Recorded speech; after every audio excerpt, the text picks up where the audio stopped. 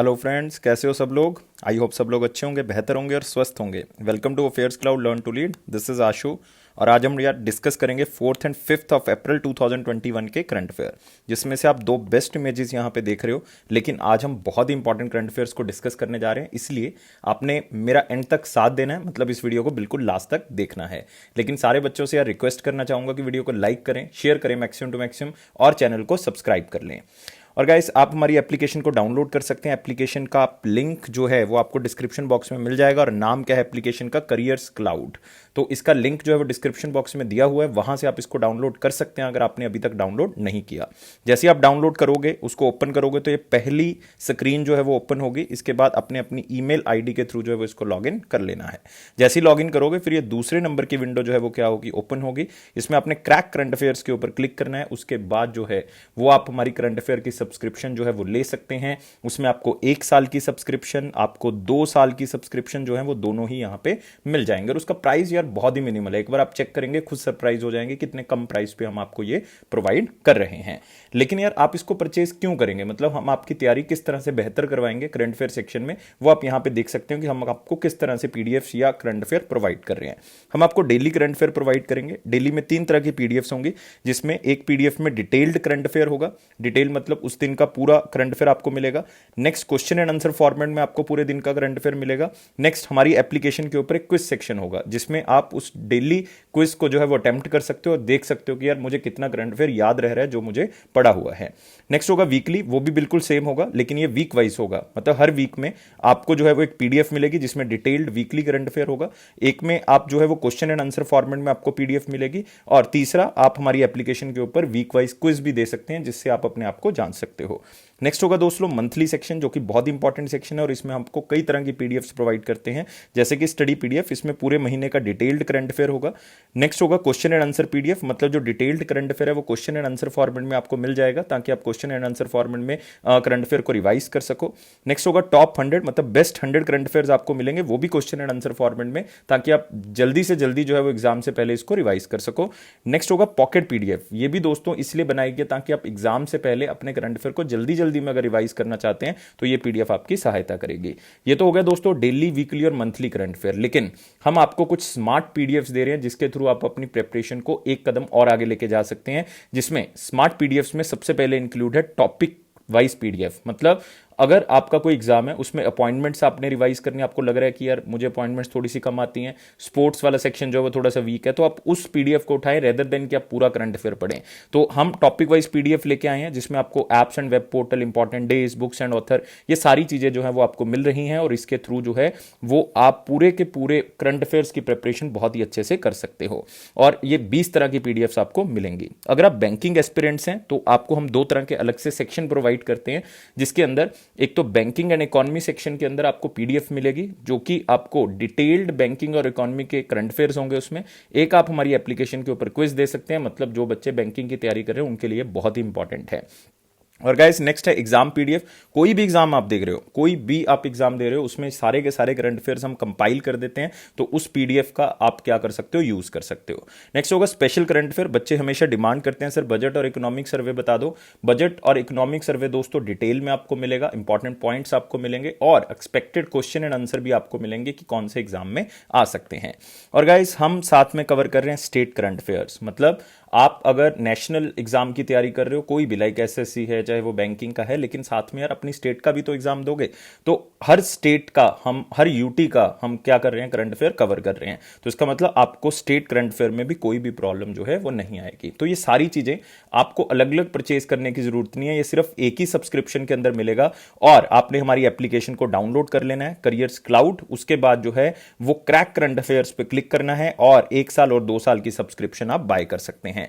1 साल का मतलब है 2021 की और 2 साल का मतलब है 21 और 22 की सब्सक्रिप्शन को बाय कर सकते हैं। और दोस्तों इसके ऊपर मतलब ये बहुत ही कम प्राइस पे हम आपको प्रोवाइड कर रहे हैं और इसके ऊपर भी आपको 10% एक्स्ट्रा डिस्काउंट मिल रहा है। किस तरह से, अगर आप H10 का कोड का यूज करोगे। और जिन बच्चों के अभी एग्जाम चल रहे हैं वो कहते हैं सर 2020 के कुछ लास्ट करंट अफेयर चाहिए, तो आप लोगों की सुविधा के लिए 2020 के लास्ट 6 मंथ के करंट अफेयर आप बाय कर सकते हैं। प्राइस बहुत ही मिनिमल है यार, आप मतलब इतना प्राइस तो आप जो है वो किसी चीज़ को मार्केट में खाने के लिए खर्च दोगे तो इतने कम प्राइस पे हम आपको प्रोवाइड करें। 6 मंथ की लास्ट 6 मंथ के करंट अफेयर्स आप परचेज कर सकते हो, हमारी वेबसाइट के ऊपर जो है वो ये अवेलेबल है। लेकिन 2021 और 22 जो है वो आप हमारी एप्लीकेशन से ही जो है वो परचेज कर सकते हो। तो गाइस स्टार्ट करते हैं 4 और 5 अप्रैल 2021 का करंट अफेयर। लेकिन सारे बच्चों से रिक्वेस्ट है कि यार वीडियो को लाइक कर दें, क्योंकि टारगेट आपको पता है यार 700 प्लस हमने टारगेट रखा हुआ है। चैनल को सब्सक्राइब कर दें और मैक्सिमम टू मैक्सिमम क्या कर दें, शेयर कर दें। तो हम स्टार्ट करते हैं आज का section most important question section के साथ। और पहला क्वेश्चन है, which state became the first state to commission solar power project under PM Kusum scheme. तो मोस्ट इंपॉर्टेंट क्वेश्चन में इसको मार्क कर लो दोस्तों, क्योंकि ये पहली स्टेट है जो सोलर पावर प्रोजेक्ट्स को लगा रही है। कौन सी स्कीम के अंदर? पीएम कुसुम के अंदर। मतलब इसमें सबसे इंपॉर्टेंट कीवर्ड आपके लिए क्या है, मैं आपको हर करंट अफेयर के अंदर एक कीवर्ड बताया करूंगा, जिससे आप करंट अफेयर को अपनी कॉपी के ऊपर लिखोगे उस कीवर्ड को, और उससे आप रिवाइज करोगे। ये आपने लिखना है अपनी नोटबुक के ऊपर। तो इसमें सबसे पहले जो कीवर्ड है वो क्या है? पीएम कुसुम। और दूसरा है पीएम कुसुम के तहत कौन सी स्टेट जो है वो सबसे पहले सोलर पावर प्रोजेक्ट्स को लगा रही है। तो मेन कीवर्ड जो है वो आपके पास क्या हो गया? दैट वाज पीएम कुसुम। तो सबसे पहले दोस्तों पीएम कुसुम की एब्रीवेशन क्या है? प्रधानमंत्री, याद रखना पीएम तो सबको पता होगा, किसान ऊर्जा, लिख देता हूं मैं यहां पे, किसान ऊर्जा सुरक्षा एवं उत्थान अभियान। तो याद रखना है किसान ऊर्जा सुरक्षा एवं उत्थान महाअभियान। तो ये जो है वो रिसेंटली कौन सी स्टेट में जो है वो स्टार्ट की गई है और वो पहली स्टेट बन गई है दोस्तों, वो आंसर क्या होगा? राजस्थान होगा। तो इस चीज को आपने याद रख लेना है। और इसमें खास बात क्या है कि इसमें सोलर पावर कैपेसिटी को हमने क्या करना है? इंक्रीज करना है। किस तरह से कि वो किसान जिनकी लैंड जो है उस पर ज्यादा खेती वो नहीं करते, तो उसमें वो क्या लगा सकते हैं? सोलर प्रोजेक्ट्स लगा सकते हैं। जब वो सोलर प्रोजेक्ट्स लगाएंगे तो इसका मतलब इलेक्ट्रिसिटी पैदा होगी, तो उसको सरकार जो है वो परचेज करेगी, जिससे क्या होगा? उनकी इनकम जो है वो बढ़ सकती है। तो पीएम जो कुसुम स्कीम है, मतलब किसान ऊर्जा स्कीम है, इसमें लक्ष्य भी यही रखा गया है कि 2022 तक हमने फार्मर्स की इनकम को क्या कर देना है? डबल कर देना है। इसी लक्ष्य के साथ ये स्कीम जो है वो चल रही है। और कौन से ईयर में स्कीम को स्टार्ट किया गया था दोस्तों? 2019 में स्कीम को स्टार्ट किया गया था। और अगर आपको ये भी पूछ लेते हैं कि ये कौन सी मिनिस्ट्री के अंदर आती है, तो ये भी आपने याद रखना है, ये ministry of new and renewable energy के अंदर जो है वो आती है। तो ये सारी की सारी चीजें याद रखनी है। और दोस्तों साथ ही यूनियन मिनिस्टर ऑफ जो हमारे पास न्यू एंड रिन्यूएबल एनर्जी है, पावर है, वो कौन है? राजकुमार सिंह हैं। तो ये आपने चीजें जो हैं वो याद रखनी है। बहुत ही इंपॉर्टेंट चीजें आपको बता चुका हूं। राजस्थान के बारे में भी चर्चा करेंगे, लेकिन एक बार हम देख लेते हैं इसको। राजस्थान रिन्यूएबल एनर्जी कॉर्पोरेशन जो है वो इस एनर्जी को जो है वो परचेज करेगी। और कंट्री का first farm based solar power project जो कुसुम स्कीम के अंदर लगाया जाएगा, वो कहां पर लगाया जाएगा? कोटपुतली के अंदर। दोस्तों ये कोटपुतली कहां पर है, ये आपने याद रख लेना। कोटपुतली कहां पे है? ये जयपुर के अंदर है। मतलब आपको अगर एग्जैक्ट जगह भी पूछ लें तो भी आपको जो है पता होना चाहिए। तो आप यहां पे देख सकते हो कि एग्जैक्ट प्लेस कहां पे है? जयपुर के अंदर है दोस्तों ये। और 1 मेगावाट की ये कैपेसिटी के साथ लगाया जा रहा है, जिसमें 3.5 एकड़ semi barren land. Barren land का मतलब क्या होता है दोस्तों? Waste land. वो लैंड जिसके ऊपर आप खेती नहीं कर पा रहे, वो खराब हो चुकी है, या उसके ऊपर कोई भी ऐसी एक्टिविटी नहीं कर पा रहे जिससे आपकी जो है वो फसल हो सके, तो उसमें आप क्या लगाओगे? ये सोलर प्रोजेक्ट्स जो है वो लगाओगे। तो इससे क्या होगा? फार्मर्स को एक्स्ट्रा इनकम जो है वो यहां पे जनरेट हो जाएगी, क्योंकि वो सोलर पावर प्लांट्स को जो है वो लगाएंगे अपने एरिया में, जिसके बाद जो है वो उस इलेक्ट्रिसिटी को बेच सकते हैं। और दोस्तों पीएम कुसुम स्कीम का जो लक्ष्य है वो आपने जरूर याद रखना है। लक्ष्य क्या है? 25,750 मेगावाट का इलेक्ट्रिसिटी जो है वो जनरेट करना है। Solar and other renewable capacity जो वो जनरेट करनी है, कौन से ईयर तक?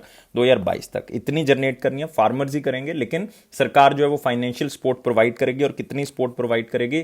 32,000, ऑलमोस्ट आप याद कर सकते हो 34,422 करोड़ रुपीज जो है वो सरकार क्या करेगी? इशू करेगी। तो ये सारी चीजें आप याद तो नहीं रखोगे, लेकिन इसमें मैं आपको कीवर्ड बता देता हूं। पीएम कुसुम याद रखना है, राजस्थान याद रखना है, पीएम कुसुम किस ईयर में स्टार्ट की गई थी, लक्ष्य क्या है, और स्टेट गवर्नमेंट जो है वो इसमें राजस्थान जो है वो क्या करेगी, और एग्जैक्ट प्लेस कौन सा है? जयपुर है। और दोस्तों अब बात करते हैं हम राजस्थान के बारे में, इसको रब कर देते हैं एक बार। तो राजस्थान के चीफ मिनिस्टर आपको पता है कौन है? अशोक गहलोत जी। कौन है? अशोक गहलोत जी। और रिसेंटली उन्होंने जो है वो बजट प्रेजेंट किया था, क्योंकि वो स्टेट के जो है वो आप कह सकते हो फाइनेंस मिनिस्टर भी हैं, और उन्होंने पेपरलेस बजट जो है वो क्या किया था? पेश किया था। नेक्स्ट राजस्थान के जो गवर्नर हैं वो भी सब बच्चों को पता होगा कि कौन है? वो हैं दोस्तों कलराज मिश्रा जी। कौन है? कलराज मिश्रा जी। और यहाँ पे दोस्तों आपको मिलेंगे बहुत ही इंपॉर्टेंट नेशनल पार्क्स जो कि आपने याद भी रखने हैं और आपके एग्जाम में बहुत बार ये नेशनल पार्क्स जो हैं वो पूछे भी गए हैं। तो इसका मतलब ये आपके लिए राजस्थान स्टेट जो है वो इंपॉर्टेंट है। तो यहाँ पे आपको कौन सा मिलेगा? यहाँ पे आपको मिलेगा सरिस्का नेशनल पार्क। यहीं पे आपको मिलेगा दोस्तों रणथंबोर। कौन सा मिलेगा? Ranthambore national park. यहीं पे आपको मिलेगा desert national park, desert national park. और यहीं पे आपको मिलेगा क्योलादेव गना नेशनल पार्क। तो ये चारों नेशनल पार्क्स आपने याद करना है, सरिस्का, रणथंबोर, डेजर्ट और क्योलादेव गना नेशनल पार्क। नेक्स्ट क्वेश्चन के ऊपर बढ़ते हैं। नेक्स्ट क्वेश्चन है दोस्तों, हु रिसीव्ड कलिंग रत्न सम्मान 2021। तो बहुत इंपॉर्टेंट क्वेश्चन हो गया कि कलिंग रत्न सम्मान 2021 अवार्ड जो है वो किसको दिया गया है। लेकिन इसकी खासियत बताना चाहता हूं, ये सब लोगों को नहीं मिलता, पूरे इंडिया के सब लोगों को नहीं मिलता, ये सिर्फ ओडिशा के लोगों को ही दिया जाता है। क्योंकि कलिंग जो है वो आपको पता है कि एक वॉर के कारण बहुत ही फेमस है, जिसको कहा जाता है कौन सी? कलिंग वॉर। और दोस्तों ये वो वॉर है जिसके बाद जो है वो अशोक का हृदय परिवर्तन जो है वो हो गया था। उसने देखा कि यार बहुत से लोग जो है इसमें मारे गए हैं, बहुत खून खराबा हो गया है, तो आज के बाद इस रास्ते पे जो है वो हम नहीं चलेंगे। और कौन से ईयर में दोस्तों ये वार हुई थी? 261 बिफोर क्राइस्ट या बिफोर कॉमन एरा जो है ये वॉर जो है वो हुई थी। तो याद रखना है। तो उसी के नाम से, कलिंग मतलब उड़ीसा में है, तो उसी के नाम से ये अवार्ड जो है वो रखा गया है। तो आप बताएंगे कि आंसर इसका क्या होगा। और मैं आपको एक हिंट देना चाहता हूं कि वो क्या है। वो एक स्टेट के गवर्नर हैं। तो गवर्नर यार उड़ीसा के तो होंगे नहीं, क्योंकि उड़ीसा के जो गवर्नर है वो किसी और स्टेट से हैं। लेकिन मैं आपको एक और हिंट देता हूं कि वो कौन सी स्टेट के गवर्नर हैं? आंध्र प्रदेश के गवर्नर हैं। तो अब आप आंसर जो है वो आराम से देख सकते हो। आंसर क्या होगा? विश्वभूषण हरिचंदन। तो आंसर क्या होगा दोस्तों? इसका डी होगा। बाकी ऑप्शन भी इंपॉर्टेंट है, लेकिन दूसरी ऑप्शन के ऊपर आएंगे उससे पहले हम इसको डिस्कस कर लेते हैं कि कलिंग रत्न सम्मान अवार्ड जो है उसके बारे में, कि उसमें किस ईयर में जो है वो इसको स्टार्ट किया गया था और कौन से लोगों को देते हैं। और ये मैं आपको पहले ही बता चुका हूं कि ये किसको देते हैं। और यहां पे आप पिक्चर देख सकते हो, विश्वभूषण हरिचंदन जो कि आंध्र प्रदेश के गवर्नर हैं, उनको ये अवार्ड जो है वो दिया गया है। और 2007 में दोस्तों इसको स्टार्ट किया गया था बाय सरल साहित्य संसद की तरफ से। इंपॉर्टेंट नहीं है कि कौन से ईयर में स्टार्ट हो, क्योंकि ये अवार्ड जो है वो सिर्फ नाम वाइज आपके लिए इंपॉर्टेंट है। और आप सोच रहे होंगे कि विश्वभूषण जी को क्यों मिला है, क्योंकि यार ये उड़ीसा से बिलोंग करते हैं। याद रखना है, उड़ीसा में 5 बार जो है वो क्या रह चुके हैं? एमएलए भी रह चुके हैं। और दोस्तों एक बात और याद रखनी है, इनका लिटरेचर में बहुत बड़ा योगदान है। इन्होंने बहुत सी बुक्स जो हैं वो लिखी हैं, जैसे कि आप यहाँ पे देख सकते हो। इंपॉर्टेंट मैं यहाँ पे अंडरलाइन कर देता हूँ आपके लिए। महासंग्राम है, महानायक है, बक्सी जगबंधु है, और पाइका रेबिलियन है या पाइका म्यूटनी है, उसके बारे में लिखा। और अपनी ऑटोबायोग्राफी भी इन्होंने लिखी है, जिसका नाम क्या है? संघर्ष सरिनाही। तो यार मतलब याद करने की जरूरत नहीं, सिर्फ एक बार रीड कर लें, कोई आपको ये नहीं पूछने वाला, क्योंकि ऐसे तो बहुत से गवर्नर होंगे जिन्होंने अपनी बायोग्राफी लिखी होगी। तो मतलब आपने सिर्फ एक बार पढ़ना है ताकि आपको थोड़ा सा आइडिया रहे। अदरवाइज कलिंग अवार्ड के बारे में आपने याद रखना है। बाकी ऑप्शन दोस्तों आपके लिए इंपॉर्टेंट है। पंडित सतीश व्यास जी आपके लिए इंपॉर्टेंट है, क्योंकि इनको रिसेंटली दोस्तों एक अवार्ड दिया गया है। कौन सा दिया गया है? पंडित सतीश व्यास जी को इनको मिला है तानसेन म्यूजिक अवार्ड। याद रखना है, 96th तानसेन म्यूजिक अवार्ड जो है वो इनको दिया गया है। रमेश पोखरियाल निशांक जी जो हमारे एजुकेशन मिनिस्टर हैं, बहुत ही important, even most important question है, इनको मिला है दोस्तों साहित्य गौरव सम्मान 2021। ये भी आप याद रखेंगे। डॉक्टर शरण कुमार लिम्बाले, ये मैं अभी क्वेश्चन करवा के हटा हूं 3-4 दिन पहले, और इनको मिला है सरस्वती सम्मान 2020। तो ये तीनों की तीनों चीजें जो है वो याद रखनी है। पंडित सतीश व्यास जी को तानसेन अवार्ड, रमेश पोखरियाल जी को साहित्य गौरव 2021, और शरण कुमार लिम्बाले को कौन सा मिला? सरस्वती सम्मान 2020। इन्होंने एक नॉवल लिखी थी मराठी के अंदर जिसका नाम था सनातन, तो उनके लिए इनको ये अवार्ड जो है वो दिया गया है। विश्वभूषण जी को मिला है कलिंग रत्न सम्मान 2021। नेक्स्ट क्वेश्चन के ऊपर बढ़ते हैं। Which country will host AIBA's 2023 men's boxing world championship? मतलब 2023 का जो मेंस बॉक्सिंग वर्ल्ड चैंपियनशिप होगा, जो कि सबसे बड़ा एक इवेंट होता है बॉक्सिंग कैटेगरी के अंदर, तो वो 2023 में कौन सी कंट्री जो है वो होस्ट कर रही है? तो क्वेश्चन जो बहुत ही सिंपल है, और इसमें कीवर्ड जो है वो बहुत सिंपल रहेगा। कीवर्ड क्या रहेगा कि बॉक्सिंग वर्ल्ड कप जो है मेंस का 2023 में वो कौन सी कंट्री जो होस्ट कर रही है। तो कीवर्ड जो है वो क्या है? Boxing world cup. तो इसमें आपने एक तो याद रखना है AIBA का मतलब है इंटरनेशनल बॉक्सिंग एसोसिएशन। क्या है? International boxing association. दोस्तों इस इंटरनेशनल बॉक्सिंग एसोसिएशन जो है, इसका हेडक्वार्टर आपको कहाँ मिलेगा? इसका हेडक्वार्टर मिलेगा लोसान। तो याद रखना है कहाँ पे हेडक्वार्टर है, ये पूछा गया है बहुत बार। और लोसान कौन सी कंट्री में दोस्तों? ये है स्विट्जरलैंड के अंदर। और इसके प्रेसिडेंट कौन है इंटरनेशनल बॉक्सिंग एसोसिएशन के? वो हैं उमर क्रीमेलिव, KREMLEV, क्रीमेलिव। तो सिर्फ उमार याद कर लें तब भी आपका आंसर ठीक हो जाएगा, और ईयर याद करने की जरूरत नहीं कि कौन से ईयर में इसका गठन किया गया था, कोई इंपॉर्टेंट नहीं है। सिर्फ हेडक्वार्टर जो है वो सबसे ज़्यादा इंपॉर्टेंट है, क्योंकि ऐसी बहुत सी ऑर्गेनाइजेशन है जिसके आपको प्रेसिडेंट याद रखने हैं, तो अगर इसका स्किप भी कर दोगे तो भी कोई खास बड़ी बात जो है वो नहीं है। और कौन सी कंट्री दोस्तों 2023 का होस्ट कर रही है, तो याद रखना है 2021 का कौन होस्ट कर रहा है, 2021 का सर्बिया होस्ट कर रहा है, और ये इवेंट 2 साल के बाद होता है, बाईइनियल है। और 2023 का दोस्तों कौन सी कंट्री होस्ट करे, उज्बेकिस्तान, और कैपिटल कौन सी है दोस्तों, ताशकेंत। तो याद रहेगा कि कौन सी कंट्री जो है वो इसको होस्ट कर रही है, उज्बेकिस्तान। अगर एग्जैक्ट प्लेस पूछ लें तो आपने आंसर क्या दे देना है, ताशकेंत, उज्बेकिस्तान दोस्तों इसका आंसर हो जाएगा। तो 2023 मेंस बॉक्सिंग चैंपियनशिप जो है वो उज्बेकिस्तान में होगी, ताशकेंत में होगी। तो आप यहां पे देख सकते हो 2023 का इवेंट होगा, ये 2 साल के बाद इवेंट आता है। और 2019 का जो वर्ल्ड बॉक्सिंग चैंपियनशिप हुई थी वो जो रशिया में हुई थी, तो शायद वो ना पूछें, 2019 का पुराना हो चुका है, 2 साल पुराना करंट अफेयर है, तो ऐसे तो बहुत से इवेंट है, लेकिन आपने 2021 और 23 ये दोनों याद रखने हैं, क्योंकि 2021 तो करंट का इवेंट हो गया, वो सर्बिया में हुआ है, बेलग्रेड के अंदर, मतलब होगा अभी ये जो है वो अप्रैल 2021 के अंदर जो है वो आयोजित किया जाएगा, 10 अप्रैल से ये स्टार्ट हो जाएगा। और जो हमारा अगला है 2023 का, वो आपको पता लग गया, वो उज्बेकिस्तान में होगा। नेक्स्ट आपने याद रखना है दोस्तों रीसेंट रिलेटेड न्यूज़, जो कि अभी फरवरी के अंदर हमने क्वेश्चन कवर किया था कि इंडियन बॉक्सिंग जो हमारी टीम थी, पूरे के पूरे जो प्लेयर्स वहाँ पे गए थे इंडियन बॉक्सिंग के, उन्होंने 12 मेडल जो हैं वो जीते हैं कौन सी बॉक्सिंग चैंपियनशिप के अंदर, जिसका नाम है 30th youth international boxing tournament Adriatic pearl, जो कि कहाँ पे हुई थी, मॉन्टेनेग्रो के अंदर हुई थी। तो ये थोड़ा सा आपने पढ़ना है इसको, क्योंकि मैं इसको मोस्ट इंपॉर्टेंट क्वेश्चन में भी कवर करवा चुका हूं। इसमें सबसे ज्यादा मेडल जो है वो दोस्तों किस कंट्री ने जीते थे, उज्बेकिस्तान ने ही जीते थे, सबसे ज्यादा मेडल उज्बेकिस्तान। और इंडिया का स्थान जो है वो इसमें कौन सा था, मेडल टैली के अंदर इंडिया जो है सेकंड नंबर पे था, इंडिया ने 12 मेडल जो है वो इसमें जीते थे। तो ये सारी चीजें आपने याद रखनी है। उज्बेकिस्तान के बारे में बता चुका हूं, कैपिटल ताशकेंत है, और करेंसी कौन सी है, उज्बेकिस्तानी सोम है, उज्बेकिस्तानी सोम। और दोस्तों इसमें और चीज़ याद रखनी है कि यहाँ पे हम किसकी बात कर रहे हैं, मेन बॉक्सिंग वर्ल्ड चैंपियनशिप की बात कर रहे हैं। मेन बॉक्सिंग वर्ल्ड चैंपियनशिप 2023 की उज्बेकिस्तान में हो रही है, 2021 की जो है वो सर्बिया में हो रही है। लेकिन यार अगर आपको पूछ लें वोमेन कैटेगरी की 2021 की, क्योंकि वो भी 2021 में होनी है, तो वो कहाँ पे होगी, वो दोस्तों पोलैंड में होगी। तो ये भी याद रखने, और मैं फिर से एक बार रिपीट कर देता हूँ कि जो पोलैंड है वो वोमेन का बॉक्सिंग वर्ल्ड कप जो है वो होस्ट कर रहा है 2021 का। सर्बिया जो है वो मेन का होस्ट कर रहा है 2021 का, यहाँ पे भी 21 आएगा। उज्बेकिस्तान जो है वो मेन का होस्ट कर रहा है 2023 का, और वोमेन का भी 2023 का जो वो डिक्लेयर नहीं किया कि कौन सी कंट्री जो है वो उसको होस्ट करेगी। और दोस्तों यहाँ पे फ्रांस भी आप देख रहे हो, तो फ्रांस क्यों लिखा है हमने, क्योंकि यहाँ पे होंगी क्या, यहाँ पे होंगी दोस्तों ओलंपिक्स गेम्स।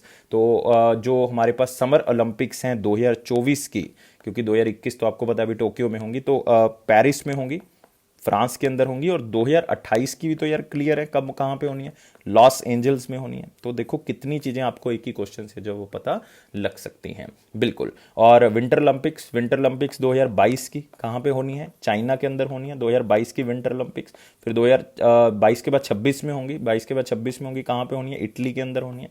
तो ये चलो बाद में करेंगे किसी दिन डिस्कस, लेकिन ये चीज़ें आपने याद रखनी है। नेक्स्ट क्वेश्चन के ऊपर आते हैं, which state became the first state to provide health insurance for all its resident. अभी हमने इसको वेरी इंपॉर्टेंट क्वेश्चन में कुछ ही दिन पहले इसको कवर किया मार्च के महीने में, कि यार सारे रेजिडेंट्स को हेल्थ इंश्योरेंस प्रोवाइड करने वाली पहली स्टेट कौन सी बन गई है। क्योंकि यूटी तो यार आपको पता है कि जम्मू एंड कश्मीर है जिसने सबको जो है वो इंश्योरेंस प्रोवाइड कर दिया है अंडर दी आयुष्मान भारत योजना, या आप कह सकते हो जन आरोग्य योजना के अंदर। लेकिन कौन सी स्टेट है जिसने स्टेट वाइज अगर हम बात करें हेल्थ इंश्योरेंस सारे रेजिडेंट्स को प्रोवाइड कर दिया, फिर से मैं नाम किसका लूंगा, राजस्थान का।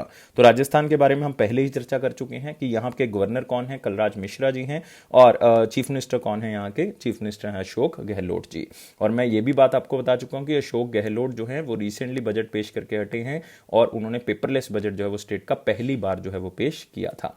तो इंपॉर्टेंट हो गया। और रिसेंटली इन्होंने कौन सी स्कीम जो है वो दोस्तों स्टार्ट की थी, मैंने आपको बताया था कि इन्होंने एक स्कीम स्टार्ट की थी जिसका नाम था मुख्यमंत्री चिरंजीवी स्कीम, और उसके तहत इन्होंने बहुत से लोगों को कवर कर लिया था, और इवन सारी की सारी पॉपुलेशन स्टेट की क्या हो चुकी है, इसके अंदर कवर हो चुकी है। और इसमें मिलेगा क्या, 5 लाख रुपए जो है वो हर साल जो है वो दिए जाएंगे। तो आप यहाँ पे देख सकते हो अशोक गहलोत जी, राजस्थान के चीफ मिनिस्टर, उन्होंने सारे लोगों को जो है वेल्थ इंश्योरेंस प्रोवाइड कर दिया। 5 लाख रुपए हर फैमिली को हर साल जो है वो दिए जाएंगे, और इसमें हर तरह की बीमारी को जो है वो कवर किया जाएगा, चाहे वो प्राइमरी है, सेकेंडरी है, चाहे वो क्या है, टर्शरी है। और मुख्यमंत्री चिरंजीवी स्वास्थ्य बीमा योजना के अंतर्गत जो है वो बहुत से लोग जो है वो कवर कर लिए गए हैं स्कीम के तहत। ये भी आप जो है वो याद रख सकते हो। सिर्फ आपको ये पूछा जा सकता है कि ये चिरंजीवी स्वास्थ्य बीमा योजना जो है वो रिसेंटली किस स्टेट ने स्टार्ट किया, क्योंकि सेंट्रल गवर्नमेंट ने यार आयुष्मान भारत योजना या जन आरोग्य योजना के तहत इसको स्टार्ट कर दिया, लेकिन स्टेट जो है वो सेम स्कीम को अलग अलग नाम से जो है वो क्या कर रही है, स्टार्ट कर रही है। जैसे पंजाब ने सेहत करके स्टार्ट किया है, तो ऐसे ही राजस्थान जो है वो चिरंजीवी करके स्टार्ट कर रहा है, तो अलग अलग तरह से इसको स्टार्ट किया जा सकता है। तो ये आपने याद रखना है। अब इसमें बिलो पॉवर्टी लाइन के भी लोग आ जाएंगे, इसमें नेशनल फूड सिक्योरिटी एक्ट 2013 के लोग भी आ जाएंगे, सोशियो इकोनॉमिक कास्ट सेंसस वाले भी आ जाएंगे। इवन इन्होंने अनाउंस कर दिया कि जो महात्मा गांधी राजस्थान स्वास्थ्य बीमा योजना के अंतर्गत आते हैं वो भी जो है वो सारे के सारे लोग इसके अंदर आ जाएंगे। तो मतलब सारे के सारे लोग इसके अंदर कवर हो जाएंगे। और रिसेंटली राजस्थान चीफ मिनिस्टर जो हैं उन्होंने अप्रूव कर दिया है chief minister district innovation fund scheme. तो यार इसमें हर डिस्ट्रिक्ट को 1 करोड़ रुपया जो है वो हर साल दिया जाएगा। और डिस्ट्रिक्ट इनोवेशन का यहाँ पे मतलब क्या है कि ये अलग अलग जगह पे जो है वो पैसे को क्या करेंगे, इन्वेस्ट करेंगे, जहां से एम्प्लॉयमेंट क्या कर सकते हैं, जनरेट हो सकती है। मतलब देखा जाएगा कि कहाँ पे जो है जो काम जो है वो युवाओं को दिया जा सकता है, किस तरह का काम दिया जा सकता है, उनकी नीड्स क्या है, उसके थ्रू जो है ये पैसा जो है वो लगाया जाएगा। तो ये भी आपने जो है वो याद रखना है। नेशनल पार्क्स और सबके बारे में बात कर चुके हैं, सरिस्का है, रणथंभौर है, केवलादेव गना है यहाँ पे, और यहीं पे आपको डेजर्ट नेशनल पार्क भी मिल जाएगा। नेक्स्ट क्वेश्चन के ऊपर आते हैं। नेक्स्ट सेक्शन है दोस्तों हमारा वेरी इंपॉर्टेंट सेक्शन, लेकिन फिर से आपको कहना चाहूंगा कि यार 700 प्लस का टारगेट चल रहा है हमारा, उसको अचीव करना है। चैनल को सब्सक्राइब कर देना और वीडियो को मैक्सिमम टू मैक्सिमम शेयर करना है। अगर आप पहली बार भी वीडियो को देख रहे हैं तो चैनल को सब्सक्राइब जरूर कर लें। Which company launched crypto currency checkout service in United States of America. तो आपको पता है यार क्रिप्टो करेंसी का दौर चल रहा है। लाइक अगर मैं बात करूं, बिटकॉइन है हमारे पास बाइनेंस कॉइन है, हमारे पास लाइट कॉइन है, बहुत सी करेंसीज है। मतलब इनकी हम गणना भी नहीं कर सकते कि इतनी करेंसीज हैं। तो अब एक कंपनी ने कह दिया कि अगर आप वहां से अगर कुछ परचेज करते हो या उस प्लेटफॉर्म के थ्रू अगर आप पेमेंट करते हो तो आपको जरूरी नहीं कि आपको यूएस डॉलर में ही पेमेंट करना है, क्योंकि हम यहाँ पे यूनाइटेड स्टेट्स ऑफ अमेरिका की बात कर रहे हैं। तो आप जो है वो क्रिप्टो करेंसी में भी क्या कर सकते हो, पेमेंट दे सकते हो। उन्होंने कुछ क्रिप्टो करेंसीज अलाउड की, सारी क्रिप्टो करेंसीज अलाउड नहीं की। और वो कंपनी दोस्तों कौन सी है, वो कंपनी है पेपैल। तो याद रखना आंसर क्या होगा इसका, बी होगा। तो आप यहां पे देख सकते हो पेपैल होल्डिंग्स इंक्लूसिव है स्टार्टेड अलाउइंग यूएस कस्टमर, जो यूनाइटेड स्टेट्स ऑफ अमेरिका के कस्टमर्स हैं, वो क्रिप्टो करेंसी अगर उनके पास है तो वो अपनी ऑनलाइन ट्रांजैक्शंस जो हैं वो क्रिप्टो करेंसी के थ्रू कर सकते हैं। इन्होंने कुछ क्रिप्टो करेंसी को अलाउ कर दिया है, जैसे कि बिटकॉइन है, एथर है, मतलब एथीरियम है, बिटकॉइन कैश है, लाइट कॉइन है। मतलब ये सारी क्रिप्टो करेंसी अगर आपने नहीं भी सुना हो तो कोई मैटर नहीं करता कि कितनों को अलाउ किया गया, सिर्फ इतना याद रखना कि पेपैल ने क्रिप्टो करेंसी अगर है तो उसके थ्रू पेमेंट कर सकते हैं। जैसे रिसेंटली आपको पता है कि टेस्ला ने अलाउ किया था कि अगर यार उनकी इलेक्ट्रिक कार्स को आपने खरीदना है तो आप किसके थ्रू पे कर सकते हो, आप बिटकॉइन के थ्रू जो है वो पे कर सकते हो। तो इस तरह से। और पेपैल का याद रखना है हेडक्वार्टर कहां पे, California, United States of America के अंदर। प्रेसिडेंट और सीईओ इंपॉर्टेंट नहीं, लेकिन फिर भी आप देख सकते हो डैन शिशुलमैन, तो इनका जो है वो क्या है, प्रेसिडेंट और सीईओ हैं, लेकिन फिर भी हेडक्वार्टर जो है वो इंपॉर्टेंट है और मेरे ख्याल से कोई मुश्किल भी नहीं, आपको याद भी रहेगा। नेक्स्ट क्वेश्चन के ऊपर आते हैं। Which bank bought the Reliance centre for Reliance infrastructure limited at Santa Cruz, Mumbai, Maharashtra for ₹1200 crore. तो सबसे पहले इस क्वेश्चन में दोस्तों आपको पता होना चाहिए कि ये रिलायंस सेंटर जो है वो मुकेश अंबानी जी की बात नहीं हो रही है, उनके ब्रदर किसकी बात हो रही है, अनिल अंबानी जी की यहाँ पे बात हो रही है। क्यों बात हो रही है, क्योंकि यार वो डेट रिडन चल रहे हैं, बहुत सा पैसा जो बैंक से लिया हुआ है, खास करके येस बैंक से। तो उन्होंने अपना लोन उतारने के लिए जो है वो अब काफ़ी चीज़ें जो है वो क्या रख दी हैं, उनको जो है वो नीलाम किया जा रहा है। और येस बैंक ने इसको खरीद लिया है 1200 करोड़ रुपए में। मतलब अपना लोन जो है वो यहाँ से रीपे जो है वो येस बैंक करवा रहा है। तो यार आपको पता है कि आपको कुछ ना कुछ मॉर्टगेज या गिरवी रखना पड़ेगा। अंडर दी कौन सा एक्ट होता है, ये होता है हमारे पास सरफेसी एक्ट। हमारी लैंग्वेज में इसको क्या कहते हैं, बैंकिंग की लैंग्वेज में सरफेसी एक्ट कहा जाता है। कौन से ईयर में आया था, बहुत बार बच्चे इस क्वेश्चन को कर चुके होंगे, 2002 में आया था। सरफेसी का मतलब है securitisation and reconstruction of financial assets and enforcement of security interest 2002, जिसमें येस बैंक ने जो है वो एक नोटिस इशू किया था रिलायंस इंफ्रास्ट्रक्चर को मई 2020 में कि आपका जो यार बहुत ज्यादा पेमेंट जो है वो ड्यू है। ऑलमोस्ट उन्होंने कहा था कि 2892 ये एग्जैक्ट अमाउंट है, इतना करोड़ रुपीस जो है वो आपका पेंडिंग है। तो उसका ऊपर कोई ध्यान नहीं दिया जो अनिल अंबानी जी हैं, और इसके बाद जो है जुलाई 2020 में फिर उन्होंने कह दिया था कि यार हमने आपका रिलायंस सेंटर जो पोजेशन में ले लेना है। ये अनिल अंबानी जी का हेडक्वार्टर था बेसिकली एक तरह से। तो ये फिर आर इंफ्रा मतलब रिलायंस इंफ्रा और येस बैंक का म्यूचुअली अब उन्होंने एग्रीमेंट कर लिया कि ठीक है यार, इस तरह से जो है वो आप क्या कर सकते हो, हमारा जो है वो परचेज कर सकते हो। इसका मतलब आंसर क्या होगा, येस बैंक होगा। तो सिंपल क्वेश्चन याद रखना है, इसमें कीवर्ड आपको क्या मिलेगा, रिलायंस इंफ्रा। रिलायंस इंफ्रा जो है वो अनिल अंबानी जी का अनिल अंबानी जी की कंपनी है, और साथ ही साथ किस बैंक ने इसको खरीदा है, इस सेंटर को येस बैंक ने खरीदा है। येस बैंक के बारे में चर्चा करेंगे, लेकिन उससे पहले देख लें आप, येस बैंक बाइस are infra Santa cruise office 1200 crore रुपए में उन्होंने खरीद लिया है। और इसका यार जो एरिया है वो बहुत ज्यादा है, अपने एरिया याद नहीं करना, लेकिन बहुत ही कम अमाउंट में अगर देखा जाए तो खरीद लिया है। ये इसलिए क्योंकि वो अपना लोन जो है वो पे नहीं कर पाए थे, और अनिल अंबानी का ये ग्रुप है आर इंफ्रा। और ये आर इंफ्रा का टारगेट है कि हमने 2021 तक डेट फ्री हो जाना है, और दोबारा से फिर आएंगे यार, एक बार फिर जो है वो कोशिश करेंगे, एक बार फिर जो है वो नया बिजनेस जो है वो स्टार्ट करेंगे। और जो डेट रिडन हमारा एक दाग जो है वो लग चुका है हमारे ऊपर, तो हम उसको जो है वो खत्म कर देंगे। और भी तरह से पैसा जो है वो अब येस बैंक जो है वो किसी ना किसी तरह से पूरा करेगा। तो अब बात करते हैं यहाँ पे येस बैंक की। येस बैंक के बारे में दोस्तों याद रखना है कि एमडी और सीईओ कौन है। एमडी और सीईओ हैं दोस्तों प्रशांत कुमार, याद रखेंगे प्रशांत कुमार। हेडक्वार्टर कहां पे है दोस्तों इसका, मुंबई में आपको मिल जाएगा। टैगलाइन क्या है, टैगलाइन है एक्सपीरियंस आर एक्सपर्टीज, याद रखना है एक्सपीरियंस आर एक्सपर्टीज। और कब इसको स्टार्ट किया गया था, 2004 के अंदर स्टार्ट किया गया था। और रिलायंस इंफ्रा के बारे में मैं आपको ऑलरेडी बता चुका हूं। नेक्स्ट क्वेश्चन के ऊपर बढ़ते हैं।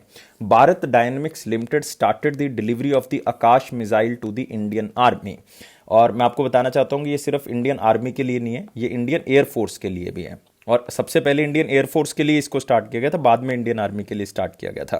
तो आकाश मिसाइल जो है वो कौन सी मिसाइल है, यहां पे आप देख सकते हो कि वो सरफेस टू एयर है, सरफेस टू सरफेस है, एयर टू एयर है। तो यार इसको बहुत ही सिंपल तरीके से आप क्वेश्चन को कवर कर सकते हो। और वो क्वेश्चन को कवर कैसे करना है, आकाश की तरफ हमने मिसाइल को भेजना है, आकाश की तरफ भेजना है, तो इसका मतलब आंसर क्या होगा, सरफेस टू एयर मिसाइल होगा दोस्तों। तो आंसर क्या होगा, surface to air missile, A answer होगा। तो इसकी रेंज कितनी है दोस्तों, अपने आकाश मिसाइल की रेंज जो है वो याद रख लें। इस तरह से आपको आकाश मिसाइल दिख रही होगी, इसकी रेंज जो है वो 25 किलोमीटर तक ये चली जाती है। और हाइट जो एल्टीट्यूड है वो कितना हो सकता है, 20 किलोमीटर तक जो है वो ऊपर की तरफ आप फायर इसको कर सकते हो। इसकी स्पीड जो है वो मैक में होगी, मतलब इसकी स्पीड जो है वो 2.5 मैक तक जो है वो पहुंच सकती है, ये भी आप याद रख सकते हो। और सबसे पहले मैंने पहले ही बताया कि इसको इंडियन एयरफोर्स के लिए बनाया गया था 2014 में, लेकिन बाद में इसको इंडियन आर्मी ने भी यूज किया 2015 में। ठीक है, तो मतलब इस चीज को आपने याद रखना है। तो आकाश के बारे में तो बता दिया, और आकाश मिसाइल के बारे में एक बात और बताना चाहता हूं कि इसको यार डेवलप किसने किया है, इसको डेवलप किया है डीआरडीओ ने। डीआरडीओ का मतलब आपको पता ही है, defence research and development organisation. इसका हेडक्वार्टर पूछा जाता है तो बच्चे फटाफट गलत कर देते हैं। इसका हेडक्वार्टर दोस्तों कहां पे है, न्यू दिल्ली है, बेंगलुरु नहीं है। बेंगलुरु हेडक्वार्टर इसरो का है, मैं हमेशा बताता हूं जब भी इसरो डीआरडीओ आता है। और डीआरडीओ के हेड कौन है, जी सतीश रेड्डी। बच्चे फटाफट जल्दी जल्दी में गलत कराते हैं, के सिवान लगा देते हैं। तो दोनों ऑर्गेनाइजेशन को थोड़ा सा ध्यान से रिवाइज करेंगे तो मेरे ख्याल से याद हो जाएंगी चीजें। तो आकाश मिसाइल जो है वो सरफेस टू एयर मिसाइल जो है यहां पे आपको मिलेगी। और इसमें एक खास बात है कि इसमें 96% जो पार्ट है वो इंडिजीनियसली है। और आपको पता है कि हमारा फोकस क्या चल रहा है, मेक इन इंडिया इनिशिएटिव, या आप कह सकते हो सेल्फ रिलायंट भारत, आत्मनिर्भर भारत का चल रहा है। और आपको पता है कि डिफेंस के अंदर इंडिया के इंपोर्ट्स जो हैं वो 33% जो है वो क्या हो चुके हैं, कम हो चुके हैं। तो ये एक गुड न्यूज है, क्योंकि हम इसका मतलब आत्मनिर्भर हो रहे हैं, हम अपनी चीजें जो है वो खुद बना रहे हैं। तो अभी भारत डायनेमिक्स लिमिटेड की बात कर रहे थे, और भारत डायनेमिक्स लिमिटेड का हेडक्वार्टर आपने याद रखना है दोस्तों। भारत डायनेमिक्स लिमिटेड का हेडक्वार्टर आपको कहां पे मिलेगा, हैदराबाद के अंदर मिलेगा, तेलंगाना के अंदर आपको ये हेडक्वार्टर मिल जाएगा। तो जैसे दोस्तों आप यहां पे देख सकते हो सरफेस टू एयर मिसाइल, तो एक तो आपको आकाश पता लग गया, एक आप और भी याद कर सकते हैं, किसके नाम से, शिवजी जी के नाम से। मतलब शिवजी जी ने त्रिशूल छोड़ दिया, तो यार नीचे से ऊपर छोड़ेंगे, मतलब ये भी कौन सी मिसाइल होगी, ये भी सरफेस टू एयर मिसाइल होगी। तो त्रिशूल भी आपको जो है वो क्या रहेगा, याद रहेगा। अगर मैं सरफेस टू सरफेस की दोस्तों एग्जांपल लूंगा, तो उसके लिए आपने कौन सी याद रखना है, पृथ्वी सीरीज याद रखना है। कौन सी, पृथ्वी सीरीज, मतलब पृथ्वी पे ही चलेगी, मतलब धरती पे ही चलेगी। तो पृथ्वी सीरीज मतलब सरफेस टू सरफेस। तो देखो कितने आसान तरीके से आप इसको क्या कर सकते हो, याद कर सकते हो। ऐसी आपके पास एक और मिसाइल है, वो भी सरफेस टू सरफेस है, उसका नाम क्या है, शौर्य मिसाइल। तो वो भी आप जो है वो यहां से क्या कर सकते हो, याद कर सकते हो, शौर्य मिसाइल। तो मतलब कितनी चीजें जो है वो आप याद कर सकते हो। एक और आप याद कर सकते हो, प्रहार, वो भी क्या है, सरफेस टू सरफेस। तो ये सारी नोट कर लें एक लिस्ट बना के, surface to surface, surface to air, ये आपको पूछा जा सकता है। यहां पे एक आपको थर्ड मिल रहा है एयर टू एयर, तो एयर टू एयर की भी दोस्तों हमारे पास एग्जांपल है। एयर टू एयर की एग्जांपल क्या है आपके पास, अस्त्र, याद रखना है। एयर टू एयर की एग्जांपल क्या है, अस्त्र मिसाइल है, अस्त्र मिसाइल। तो यार बहुत सी हैं वैसे एग्जांपल तो, लेकिन यही एग्जांपल आप एक बार याद करें और आपको धीरे धीरे करके अगले क्वेश्चंस में भी जो है वो कुछ ना कुछ चीजें याद होती रहेंगी। तो इसको 2014 में किया गया था इंडियन एयरफोर्स की तरफ से, मैं बता चुका हूं इंडियन आर्मी की तरफ से बाद में किया गया। और यार इंडिया का टारगेट याद रखना है कि हमने USD 5 बिलियन जो है वो एक्सपोर्ट करना है, इतनी अमाउंट तक का हमने एक्सपोर्ट करना है 2024 में, पहले बता चुका हूं। सेल्फ रिलायंट भारत की यहां पे क्या हो रही है, बात हो रही है। नेक्स्ट क्वेश्चन के ऊपर बढ़ते हैं। The world bank and the Asian infrastructure investment bank have approved the loan for 300 million USD canal based drinking water project in which state. और मैं आपको एक हिंट देना चाहता हूं कि इसमें दो ऑर्गेनाइजेशंस तो लोन जो है वो प्रोवाइड कर ही रही हैं, और ये लोन है, कोई ग्रांट नहीं है, मतलब ये पैसा वापस किया जाएगा। और एक तो वर्ल्ड बैंक है, एक एशियन इंफ्रास्ट्रक्चर इन्वेस्टमेंट बैंक है, और साथ में वो स्टेट के दो डिस्ट्रिक्ट्स हैं। कौन कौन सी हैं, एक तो लुधियाना है और एक हमारे पास कौन सा है, अमृतसर है। तो अगर आपको पता है कि यार ये कौन सी स्टेट से बिलोंग करती हैं, तो इसका मतलब आप आंसर दे सकते हो, और आंसर यहां पे सिंपल हो गया, आंसर क्या होगा, बी होगा। तो यहां पे पानी की क्वालिटी को इंप्रूव करने के लिए, ड्रिंकिंग वाटर की कोई प्रॉब्लम ना आए, तो उसके लिए जो है वो यूज किया जा रहा है। और अगर मैं बात कर रहा हूं यहां पे अमृतसर वाले एरिया की, तो अमृतसर में जो पानी जाएगा साफ करेंगे वो रावी नदी वाला होगा, और लुधियाना वाली साइड पे वो सरहिंद कैनाल को यूज करेंगे। और सरहिंद कैनाल का मतलब है कौन सा पानी यूज करेंगे, वो सतलुज एरिया का पानी यूज करेंगे। और रिसेंटली मैंने क्वेश्चन कवर करवाया था कि इंडिया की पंजाब की जो लॉन्गेस्ट रिवर है वो कौन सी है, सतलुज है, और इंडस की लॉन्गेस्ट ट्रिब्यूटरी भी कौन सी है, सतलुज है। तो ये चीजें आपने याद रखनी है। तो एशियन इंफ्रास्ट्रक्चर इन्वेस्टमेंट बैंक और वर्ल्ड बैंक दोनों मिलकर जो है वो लोन प्रोवाइड कर रहे हैं पंजाब को। और ऐसा नहीं है कि पंजाब इसमें पैसा नहीं डालेगा, पंजाब जो है वो 90 मिलियन USD डालेगा। एशियन इंफ्रास्ट्रक्चर इन्वेस्टमेंट बैंक जो है वो 105 मिलियन, और वर्ल्ड बैंक भी 105 मिलियन जो है इसमें डाल रहा है। और अमृतसर और लुधियाना में ये प्रोजेक्ट लगाया जा रहा है, तो इस चीज को आपने याद रखना है। और रिसेंटली वर्ल्ड बैंक ने जो है हिमाचल प्रदेश के साथ भी एक एग्रीमेंट साइन किया, लोन दिया है उसको $82 मिलियन का, मतलब अप्रॉक्सीमेटली 600 करोड़ रुपीस का, ताकि वो ट्रांसपोर्ट और रोड सेफ्टी के ऊपर क्या कर सकें, काम कर सकें। तो ये भी आपने याद रखना है, क्योंकि ये किसके लिए साइन हुआ है, ये हिमाचल प्रदेश के लिए दोस्तों साइन हुआ है। तो मेरे ख्याल से सारी चीजें इसमें कवर जो है वो हम कर चुके हैं, लेकिन यहां पे इंपॉर्टेंट और क्या हो जाता है, स्टेट। तो पंजाब का याद रखना है दोस्तों। चीफ मिनिस्टर कौन है, CM है हमारे पास कैप्टन अमरिंदर सिंह, और गवर्नर जो है वो कौन है, VP सिंह बदनौर, जो कि चंडीगढ़ के हमारी UT जो है उनके क्या हैं, एडमिनिस्ट्रेटर भी हैं। और पंजाब में आपको मिल जाएगा यहाँ पे वाइल्ड लाइफ सेंचुरीज, क्योंकि नेशनल पार्क जो है वो एज सच पंजाब में नहीं है। लेकिन पंजाब में आपने याद क्या रखनी है, पंजाब में याद रखनी है वेटलैंड्स दोस्तों। वेटलैंड्स बहुत इंपॉर्टेंट है, क्योंकि पंजाब में आपको मिलेगा ब्यास कंजर्वेशन रिजर्व। ये मैं इसलिए करवा रहा हूं क्योंकि पूरे इंडिया का सिर्फ एक ही रिवर कंजर्वेशन रिजर्व है जो एज ए वेटलैंड डिक्लेयर्ड है दोस्तों। और ये रिसेंटली ये 2020 के स्टार्टिंग में जो है वो डिक्लेयर किया गया। तो ब्यास कंजर्वेशन रिजर्व आपने याद रखना है, पंजाब के अंदर है। हरिके लेक है यहाँ पे, वो भी वेटलैंड है, रामसर साइट है, वो भी सबसे पहले जो है वो डिक्लेयर किया गया था पंजाब के अंदर। और तीसरा आपको कांजली लेक यहाँ पे मिल जाएगा, कांजली लेक वो भी पंजाब के अंदर आपको मिलेगा। यहाँ पे आपको मिलेगा केशवपुर मैनी, याद रखना है दोस्तों, केशवपुर मैनी, ये भी आपको रामसर साइट कहाँ पे मिलेगी, पंजाब के अंदर। नंगल वाइल्ड लाइफ सेंचुरी आपको मिल जाएगी पंजाब के अंदर, लेकिन एक आपको मिलेगा रोपड़ लेक। कौन सी मिलेगी, रोपड़ लेक। तो अगर आप देखोगे 3 और 4, 3, 2, 5 और एक और आपने याद रखना है Nangal, Nangal wild life sanctuary. तो ये 6 वेटलैंड्स है जो आपको कौन सी स्टेट में मिलेंगी, पंजाब के अंदर मिलेंगी। टोटल इंडिया के अंदर कितनी वेटलैंड्स है दोस्तों, 42 वेटलैंड्स हैं। और रिसेंटली जो है वो लद्दाख के अंदर इन्होंने एक वेटलैंड डिक्लेयर की थी सोकर करके, जिसका नाम था सोकर वेटलैंड। वो कहाँ पे थी, आपको मिलेगी लद्दाख के अंदर। 2020 में रिसेंटली उसको जो है वो डिक्लेयर किया गया है। सुर सरोवर इन्होंने डिक्लेयर किया था उत्तर प्रदेश के अंदर, तो वो भी इंपॉर्टेंट है आपके लिए, क्योंकि वो भी रिसेंटली जो है वो डिक्लेयर किया गया है। महाराष्ट्र के अंदर एक किया गया था लोनार लेक, वो भी जो है वो रिसेंटली डिक्लेयर किया गया 2020 के अंदर। तो ये सारी चीजें याद रखनी है जो 2020 के अंदर डिक्लेयर की गई, और पंजाब की खास करके मैंने आपको बता दी है। नेक्स्ट क्वेश्चन के ऊपर बढ़ते हैं दोस्तों। और इसमें एक क्वेश्चन में एक चीज रह चुकी है, वर्ल्ड बैंक और Asian infrastructure investment bank. Yes, तो इसके बारे में दोस्तों भूलना नहीं आपने, क्योंकि यहाँ पे इंपॉर्टेंट हो जाता है वर्ल्ड बैंक, क्योंकि वर्ल्ड बैंक के बारे में क्वेश्चन जो है वो अक्सर आ जाता है और मैं आपको हर रोज कुछ ना कुछ बताता हूँ कि वर्ल्ड बैंक की दोस्तों स्थापना कौन से ईयर में हुई थी। 1944 में हुई थी और इसको स्थापना की गई थी आईएमएफ के साथ, इसलिए दोनों ऑर्गेनाइजेशन को ब्रेटन वुड ट्विंस भी कहा जाता है, इसलिए दोनों ऑर्गेनाइजेशन का हेडक्वार्टर भी आपको कहाँ पे मिलेगा, वॉशिंगटन डीसी। आईएमएफ का भी सेम है। और हेड कौन है वर्ल्ड बैंक के, डेविड मालपास हैं, मतलब इसके जो प्रेसिडेंट है वो डेविड मालपास रहेंगे। और कितनी कंट्रीज मेंबर है, 189 कंट्रीज मेंबर हैं, लेकिन आईएमएफ की दोस्तों 190 है, रिसेंटली अंडोरा को ऐड किया गया था। तो एशियन इंफ्रास्ट्रक्चर इन्वेस्टमेंट बैंक में सिर्फ हेडक्वार्टर याद कर लें, इसका हेडक्वार्टर आपको कहां पे मिलेगा, बीजिंग के अंदर मिल जाएगा। कहां पे मिलेगा, बीजिंग, चाइना। नेक्स्ट आते हैं दोस्तों अगला question. World Trade Organization in its trade forecast revised its global merchandise trade volume growth for 2021-2। तो यार पहले उन्होंने जो ग्रोथ रेट डिसाइड किया था वो कुछ और किया था, लेकिन अब थोड़ा सा बढ़ा दिया। वो कहते हैं कि यार थोड़ा सा बढ़ सकता है ट्रेड, क्योंकि जिस तरह से कोविड की रिस्ट्रिक्शन जो है वो काफी कंट्रीज ने हटा दी है, तो ट्रेड जो है वो थोड़ा सा बढ़ सकता है।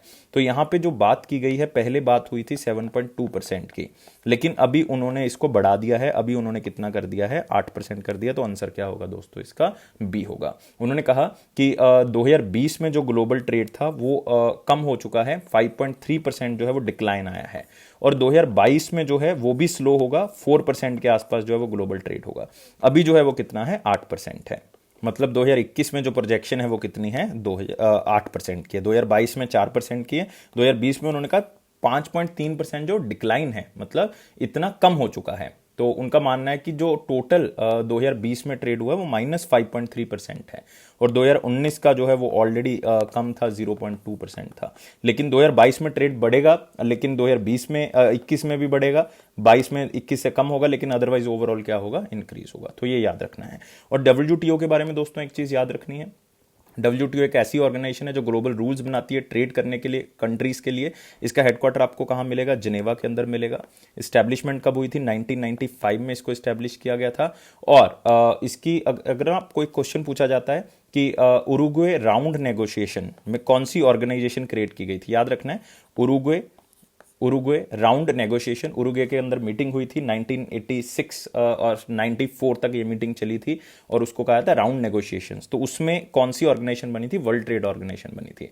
और रिसेंटली इनके डायरेक्टर जनरल जो है वो नए लगाए गए, और पहली बार हुआ है किसी वोमेन को डायरेक्टर जनरल लगाया गया है, और उनका नाम क्या है, नगोजी। तो याद रखेंगे क्या है नाम, नगोजी। नाम को याद रखना है, नगोजी ओकोंजो आइवेला। कितनी कंट्रीज मेंबर है डब्ल्यूटीओ की, 164 कंट्रीज मेंबर है। तो बहुत सी इंफॉर्मेशन आपको यहां पे मिल चुकी है। आप देख सकते हो 8% जो है वो उन्होंने डिसाइड कर लिया है। और नाम जरूर याद रखना है, नगोजी ओकोंजो आइवेला कौन सी कंट्री से बिलोंग करते हैं, ये आपको पूछा जाएगा क्वेश्चन। 99% चांस है कि ये क्वेश्चन आपको आ सकता है। 7th डायरेक्टर जनरल है, फर्स्ट वुमेन डायरेक्टर जनरल है जो बनाई गई है डब्ल्यूटीओ की। बाकी सारी चीजें मैं डिस्कस कर चुका हूं। नेक्स्ट क्वेश्चन के ऊपर आते हैं। World bank approved $32 million project to improve health care services in which state. तो सिंपल है, वर्ल्ड बैंक ने यार लोन दिया है। देखो आज ही हम वर्ल्ड बैंक के बारे में कितनी बार डिस्कस कर चुके हैं। वर्ल्ड बैंक ने पंजाब को लोन दिया है उनके कैनाल्स को अप्रूव करने के लिए। हमने रीसेंट न्यूज में किया कि हिमाचल प्रदेश को लोन दिया है। अभी हम एक स्टेट की और बात करें, हिमाचल प्रदेश को रोड एंड ट्रांसपोर्ट के लिए दिया, पंजाब को वाटर के लिए दिया, और अभी हम जो स्टेट की बात कर रहे हैं उसको किसके लिए दिया, हेल्थ केयर सर्विसेज के लिए, ताकि वो क्या हो सके, अच्छी हो सके। और वो स्टेट कौन सी है दोस्तों, ये स्टेट है हमारे पास मिजोरम। मतलब आंसर क्या होगा इसका, डी आंसर होगा। तो आप यहां पे देख सकते हो कि वर्ल्ड बैंक ने $32 मिलियन का जो है वो लोन दिया है किस स्टेट को, मिजोरम को, ताकि हेल्थ केयर सर्विसेज को क्या कर सके, इंप्रूव कर सके। तो यहां पे क्वेश्चन जो है वो सिर्फ हेल्थ केयर बेसिस पे आपने क्या रखना है, याद रखना है। और आपको पता है दोस्तों कि मिजोरम के जो चीफ मिनिस्टर हैं वो कौन है, वो है जोरामथांगा। तो याद रखना है, मैं लिख देता हूं यहां पे, जोरामथांगा जी। और मिजोरम के जो गवर्नर हैं वो कौन है, वो भी आप जो है वो याद रखोगे, क्योंकि नॉर्थ ईस्टर्न स्टेट में आपको क्वेश्चन पूछने के चांसेस बढ़ जाते हैं। तो जो गवर्नर हैं वो कौन है, वो हैं PS श्रीधरन पिल्लाई। PS श्रीधरन पिल्लाई। तो ये भी चाहे ओनली पिल्लाई याद कर लें, ताकि आपका ऑप्शन जो है वो कभी भी गलत ना हो। और दोस्तों तीसरी चीज हमने क्या याद रखनी है, तीसरी चीज हमने याद रखनी है दोस्तों नेशनल पार्क्स। और 2 नेशनल पार्क मैं हमेशा कहता हूं जो आप यहां पे याद रखेंगे, एक तो है मुरलिन नेशनल पार्क जो आपको कहां पे मिलेगा, मिजोरम के अंदर। एक आपने याद रखना है blue mountain national park, blue mountain. और ब्लू माउंटेन ना दोस्तों ज़्यादातर बच्चे ना नीलगिरी माउंटेन्स लगाते हैं, उनको कहा जाता है ब्लू माउंटेन्स, लेकिन एज सच वो नेशनल पार्क नहीं है। तो ब्लू माउंटेन नेशनल पार्क आपने याद रखना है कहाँ पे है, ये आपको मिलेगा मिजोरम के अंदर। तो ये सारी चीज़ें आपने याद रखनी है। और मिजोरम में हेल्थ इंश्योरेंस प्रोग्राम को अच्छा करना है, हॉस्पिटल सर्विसेज को अच्छा करना है, मतलब ओवरऑल हेल्थ पूरे सेक्टर को अच्छा करना है। कोई आपसे नहीं पूछना कि किस चीज़ के ऊपर फोकस करना है, सिर्फ ये याद रखना है कि हेल्थ सेक्टर के ऊपर फोकस करना है। नेक्स्ट आते हैं दोस्तों इंपॉर्टेंट क्वेश्चंस के ऊपर बढ़ते हैं, और वीडियो को लाइक करना है क्योंकि आपको पता है 700 प्लस टारगेट है। सब्सक्राइब कर देना चैनल को, मैक्सिमम टू मैक्सिमम शेयर करना है वीडियो को। Which country has contributed USD 300 not 300 basically 3 lakh USD, बहुत बड़ी अमाउंट है, मतलब 300,000 USD जो है वो दिया गया है किसी कंट्री की तरफ से to the United Nation entity for gender equality and the empowerment of women. तो बहुत बड़ी अमाउंट है, 3 लाख USD, मतलब 2.2 करोड़ रुपीस जो है वो इंडिया की तरफ से दिए जा रहे हैं यूनाइटेड नेशन एंटिटी को, जो कि किससे बिलोंग करती है, gender equality and women empowerment के लिए, और जिसको हम यूनाइटेड नेशन वुमेन के नाम से भी जानते हैं। तो कौन सी कंट्री ने ये पैसे दिए हैं ताकि वहां पे हम जो है, मतलब ये ऑर्गेनाइजेशन जो है वो जेंडर इक्वालिटी और एम्पावरमेंट के लिए, वुमेन एम्पावरमेंट के लिए काम कर सके। और ये कंट्री दोस्तों कौन सी है, इंडिया होगा। तो आपको जान के हैरानी जरूर हो रही होगी, लेकिन यस, ये इंडिया ने जो है वो दिया है पैसा, और 2.2 करोड़ रुपीस जो है वो इसको दिए हैं ताकि वो जेंडर इक्वालिटी के ऊपर इस पैसे को खर्च कर सकें।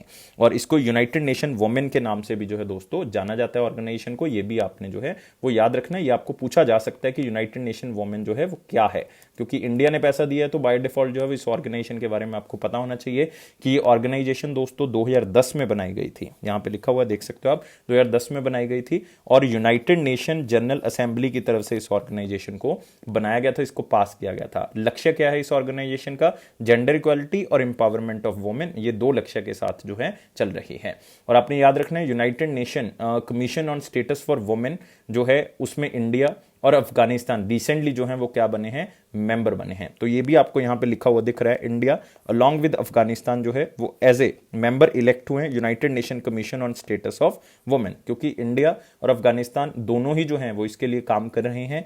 और ये दोस्तों आपने याद रखना है, United nation commission on status of women जो है वो किसकी ऑर्गेनाइजेशन है, यूनाइटेड नेशन का एक ग्रुप है जिसको कहते हैं एकोसोक।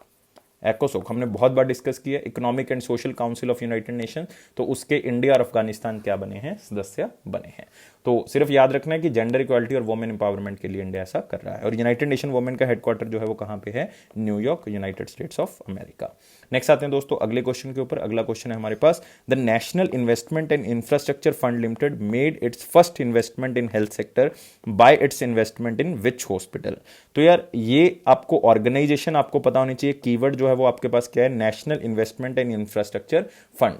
ये ऑर्गेनाइजेशन गवर्नमेंट ऑफ इंडिया की तरफ से बनाई गई है कि यार कुछ ऐसी जगह पे इन्वेस्टमेंट करनी है जहां से गवर्नमेंट को क्या हो सकता है, फायदा हो सकता है। तो सबसे पहली इन्वेस्टमेंट जो है वो इन्होंने कौन से सेक्टर के अंदर की है, हेल्थ केयर सेक्टर के अंदर की है। तो अगर हेल्थ केयर सेक्टर के अंदर की है तो कौन सी हॉस्पिटल चेन के अंदर इन्होंने इन्वेस्टमेंट की है, और वो चेन दोस्तों कौन सी है, मणिपाल हॉस्पिटल्स। और रिसेंटली मणिपाल हॉस्पिटल जो है वो न्यूज में था। क्यों न्यूज में था, क्योंकि मणिपाल हॉस्पिटल्स ने कोलंबिया एशिया हॉस्पिटल्स का 100% स्टेक जो है वो परचेज कर लिया। ये भी आपने याद रखना है, ये भी क्वेश्चन जो है वो इंपॉर्टेंट है, क्योंकि दोनों ही हॉस्पिटल चेन जो है वो अपने आप में बहुत ही रिनाउंड चेन है। और इसमें याद क्या रखना है, national Investment and Infrastructure fund जो कि गवर्नमेंट ऑफ इंडिया की तरफ से क्रिएट किया गया, एक ऐसा इन्वेस्टमेंट फंड जो अलग अलग जगह पे इन्वेस्ट करेगा, इवन इंटरनेशनल लेवल पे भी, डोमेस्टिक लेवल पे भी जो है वो इन्वेस्टर्स लेके आएगा, और चाहे वो इंफ्रास्ट्रक्चर है, चाहे वो कोई भी एरिया है, वहां पे इन्वेस्ट करेगा और गवर्नमेंट को क्या हो सकता है, इससे फायदा हो सकता है। तो यहां पे आंसर क्या होगा, मणिपाल हॉस्पिटल्स 2100 करोड़ रुपीस जो हैं इस ऑर्गेनाइजेशन ने इन्वेस्ट किया, और ये पहली इन्वेस्टमेंट है, इसलिए आपने याद रखना है। और मणिपाल हॉस्पिटल्स मैं बता चुका हूं कि इसमें कोलंबिया एशिया हॉस्पिटल्स को जनवरी के अंदर इन्होंने पूरा का पूरा स्टेक जो है वो खरीद लिया। याद रखना है, कोलंबिया एशिया को खरीदा है, जो कि अपने आप में एक बहुत बड़ी हॉस्पिटल की चेन है।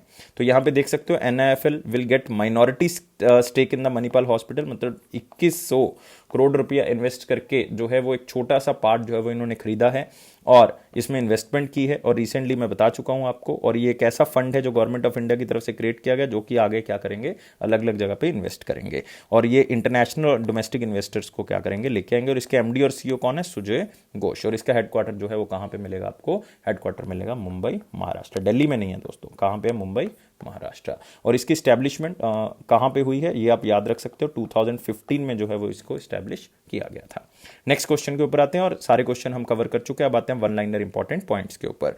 और पहला पॉइंट है वर्ल्ड फ्रॉग डे 2021 20 मार्च को जो है वो सेलिब्रेट किया गया। तो दिन तो यार इंपॉर्टेंट नहीं है, आप लोग इवन काफी बच्चों के चेहरे पे स्माइल आ चुकी होगी। ये यार जो एक्सटिंक्ट स्पीशीज हैं फ्रॉग की, उसको बचाने के बारे में, उनकी कंजर्वेशन के बारे में, तो उसके लिए इस दिन को मनाया जाता है। और आपको शायद पता नहीं होगा, आप खुद भी हैरान हो जाएंगे, 6,000 नॉन स्पीशीज हैं दोस्तों फ्रॉग की, और जिसमें से 4800 जो फ्रॉग की स्पीशीज हैं वो सिर्फ आपको कहां पे मिलेंगी, वो सब जगह पे आपको पूरे वर्ल्ड में मिल सकती है, लेकिन अंटार्कटिका पे आपको फ्रॉग की जो है वो स्पीशीज नहीं मिलेंगी। तो ये चीज आपने याद रखनी है, सिर्फ एक बार पढ़ना है, एक इंटरेस्टिंग फैक्ट है मतलब आपके लिए, तो सिर्फ याद रखना है 20 मार्च को इसको सेलिब्रेट किया जाता है। नेक्स्ट आते हैं new plant species named after National Congress Party chief Sharad Pawar. तो यार सिंपल है, महाराष्ट्र के अंदर आपको पता है एनसीपी की सरकार चल रही है, किसके साथ मिलके, इंडियन नेशनल कांग्रेस के साथ चल के, और साथ ही साथ जो है वो हमारे पास उद्धव ठाकरे जी के साथ मिलके, मतलब शिवसेना जी के साथ।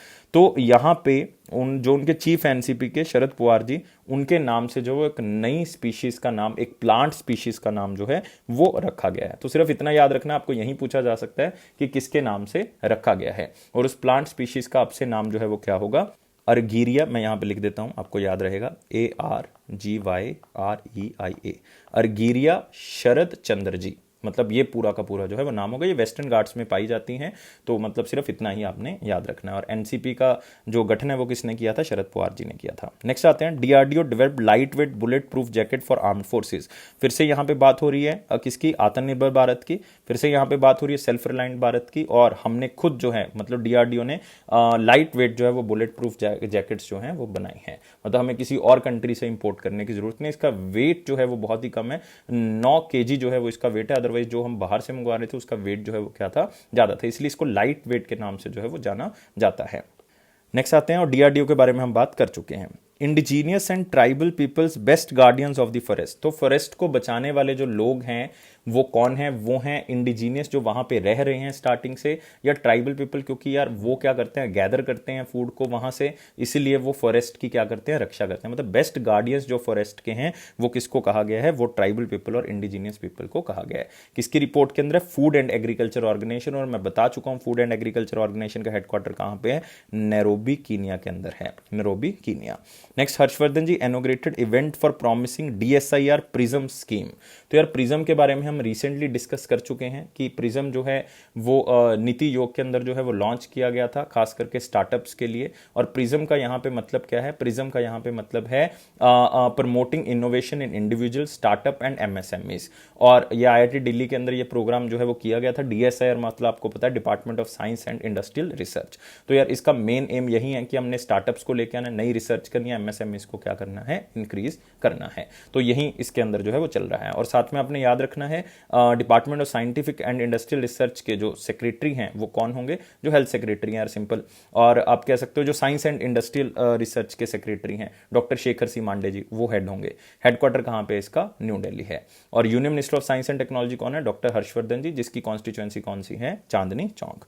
Next, RBI tightened the security norms for the payment companies. तो इसमें कुछ खास इंपॉर्टेंट नहीं, लेकिन फिर भी आपने थोड़ा सा इसमें जो है वो एक बार न्यूज को पढ़ लेना है। इसमें कुछ कंप्लायंस सर्टिफिकेट जो है वो आपको लेने पड़ेंगे सेंट्रल बैंक से साल में 2 बार, तो उन्होंने ये कंपलसरी कर दिया है।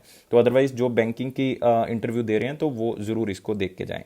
तो मेन फोकस यही है कि साइबर अटैक से किसी तरह से जो है वो बचा जा सके। नेक्स्ट आते हैं question of the day. Question of the day दोस्तों क्या है, which title given by the British government to Mahatma Gandhi was surrendered during the non cooperation movement. तो ये क्वेश्चन आपको पूछा गया था 3 अप्रैल को। तो बहुत से बच्चों ने आंसर दिया, लेकिन यार फिर से बच्चों को कहना चाहता हूं कि यार आंसर आप जो है वो खुल के नहीं दे रहे, मतलब सब बच्चे जो है वो आंसर नहीं दे रहे। तो इसलिए मैं आपको कहना चाहूंगा कि सब बच्चों ने आंसर देना है। और ये अवार्ड गांधी जी को मिला था, बेसिकली उन्होंने साउथ अफ्रीका के अंदर जो है वो एक एम्बुलेंस कॉरपोरेशन नाम से एक सेवा स्टार्ट की थी, जो कि ब्रिटिशर्स को काफ़ी हेल्प करती है।